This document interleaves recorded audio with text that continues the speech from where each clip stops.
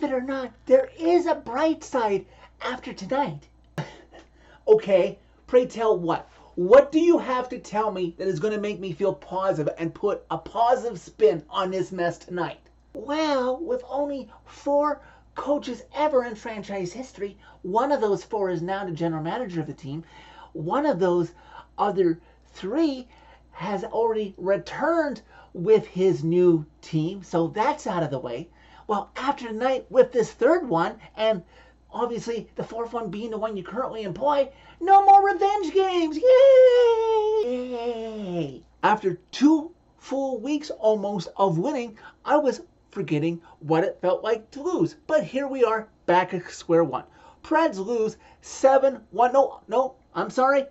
I stand corrected. That last goal by Connor Dewar, which would have given him 4 goals on the night, was correctly challenged for being offside. So I guess slightly better.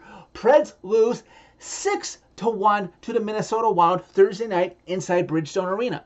But don't you worry, just for showmanship and for any Wild fans who may have found this video, Connor Dewar still had a great night. 3 goals and 1 assist. He had Gustafsson in net for the Wild, who made 26 saves. You had Alexander Kirill, who left this game in the first period, and I hope his perpetrator who made it that way hears from NHL Department of Player Safety, but we'll get to that. And you had former Preds head coach come in for a cruising victory. I'm ticked. I know you're ticked, Preds Nation. I'm not going to sugarcoat this, but I'm not going to let the anger simmer too long. I'm going to get this out of my system, just like the players should, shake it up, and move to Saturday. I didn't mind UC Saros starting for the 3rd straight game, as he appeared to start finding his groove. But yes, just to make extra sure, put Lankinen in that Saturday afternoon against the Rangers, please. It was interesting to see Lawrence Filoni is human after all, after the failed offside challenge, after the Wild made it 2-0 and then would proceed to go on the power play. A game that could have been completely different if not for a very badly missed call before that.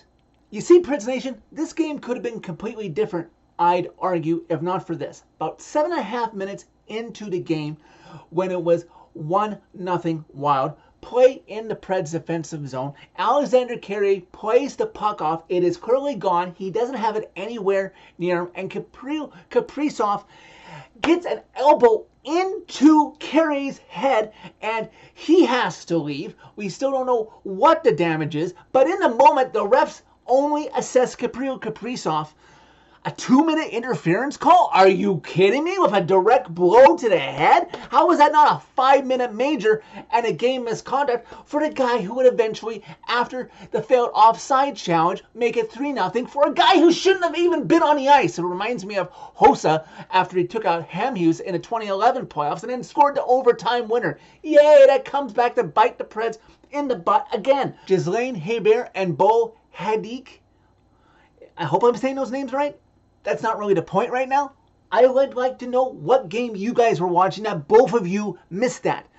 But hopefully NHL Department of Player Safety sees this tonight or tomorrow and follows up and does its job. Preds Nation, if you would also like to help me out and follow up and have a Twitter account, this is their Twitter handle, NHL Player Safety, so you can let them know and hopefully they'll get right on it tomorrow. As for the game, after Kaprizov made it 3-0 on the failed offside challenge that had originally made it 2-0, it was 3-0 Wild, 3-0 Wild after 1. Oh, yes, and don't let me forget, as it appears that Carrier is going to go back on the injured list, I'd like to ask in advance that when you call somebody back up from Milwaukee, that obviously it should be Spencer Stastny, who just went right back down there, as he has played a lot better than Luke Schenn has. I'm not going to even begin to unpack that frustrating free agent signing right now because this game is more important.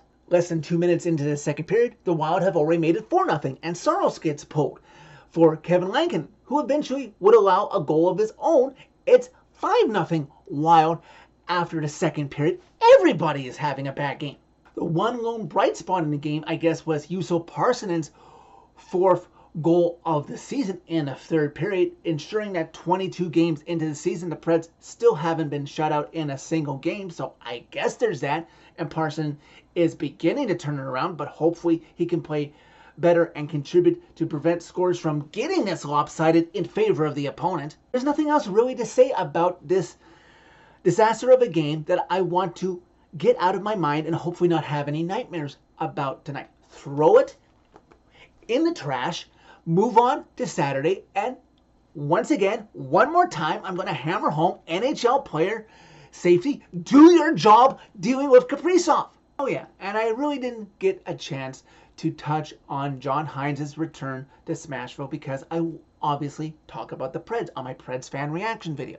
If you remember, Preds Nation, at the turn of the year from 2019 into 2020, when General Manager David Poile replaced Peter Laviolette with John Hines, it did give the Preds a temporary bump.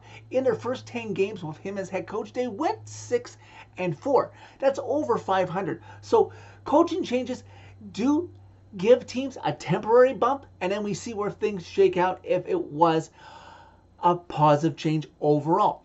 Craig Berube with the Blues in 2018-2019 being one hell of an outlier. Don't get too depressed about this result, Preds Nation.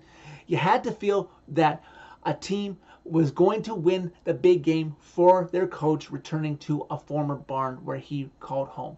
It's happened all throughout NHL history, specifically. Too many examples for me to name now.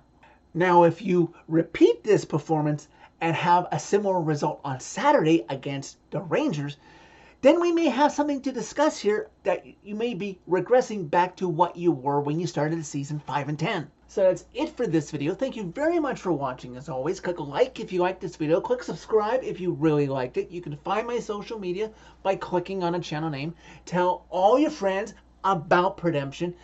And one more time, for good measure, I'm looking at you, NHL Department of Player Safety. By dinner time tomorrow, I better see on my phone tomorrow, on my Twitter feed, that Kirill Kaprisov is facing some sort of NHL supplementary discipline for that hit on Kirill.